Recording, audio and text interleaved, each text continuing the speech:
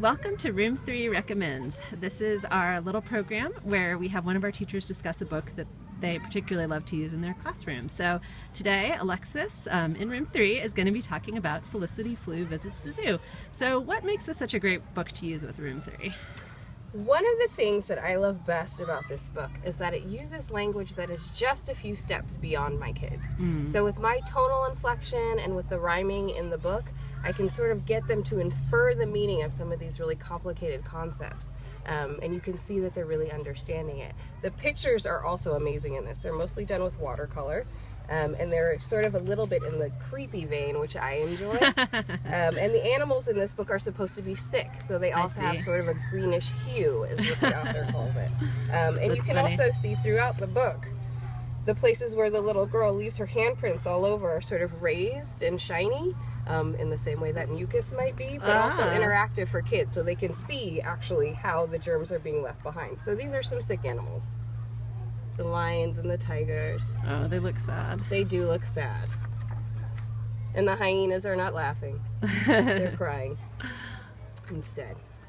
Do you want to read us a page? Yeah, I'd like to start right here. Great.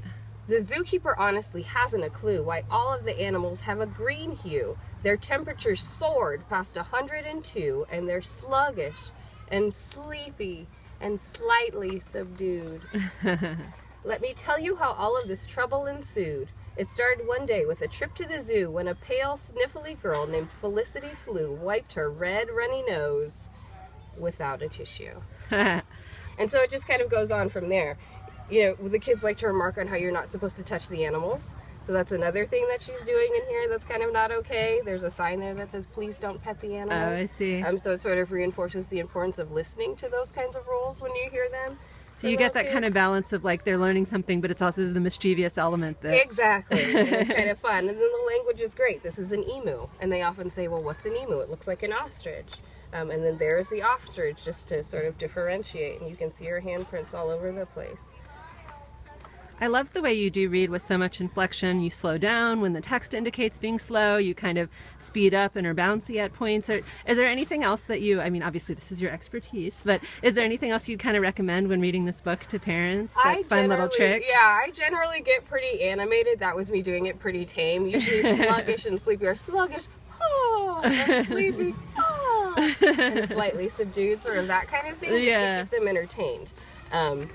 And keeping them engaged a bit too. There's another page, like it uses the word bamboo. The peacocks are beautiful in my opinion, pink cockatoos. They love the baby penguin, just seeing baby animals also.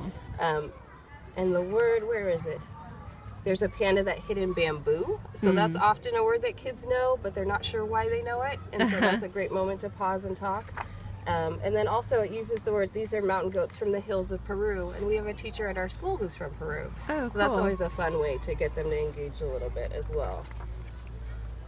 And like this is the most ridiculous page. She startled the zebra by obscuring his view when she covered his eyes and then shouted, guess who? So they get a kick out of it because she's clearly kind of a naughty little monkey, which is super fun. Yeah.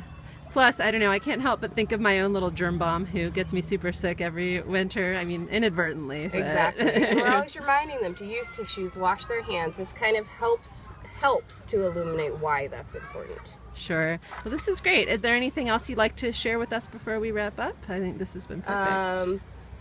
No, just I love language. I love showering kids with language, especially words that they don't know yet. They're ready for it. Oh, well, it's a great gift. Thank you so much, Alexis. Thank you. All right. Take care.